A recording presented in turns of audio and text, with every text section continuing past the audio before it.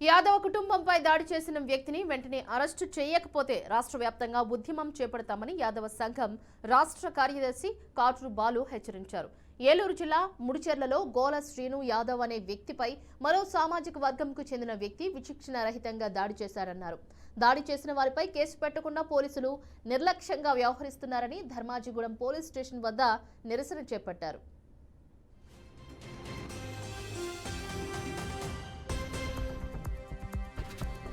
పాలెం మండలం ముడిచెర్ల గ్రామంలో 2 రోజుల క్రితం ఒక యాదవ సోదరుడి పైన గోళ్ల శ్రీనివాసరావు పైన వేరే సామాజిక వర్గానికి చెందిన వ్యక్తి అటెంప్ట్ మర్డర్ అతన్ని చంపడానికి ప్రయత్నం చేశారని చెప్పేసి తీవ్రంగా అతను చేలో పనిచేస్తున్న టైంలో అతని పైన హత్యా ప్రయత్నం చేసి తీవ్రంగా గాయపరచడం జరిగింది.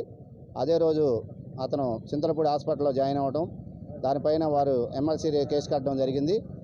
కానీ కొట్టినటువంటి వ్యక్తి ఎవరైతే ముడిచెర్ల ఆయన ఉన్నాడో అతను మళ్ళా తిరిగి ఆ శ్రీనివాసరావు హాస్పిటల్లో ఉన్నటువంటి శ్రీనివాసరావు తీవ్రంగా గాయాలైనటువంటి శ్రీనివాసరావు పైన వారి సోదరులు ఇద్దరుంటే వారిపైన కూడా కేసు పెట్టడం జరిగింది ధర్మాయిగూడెం పిఎస్లో.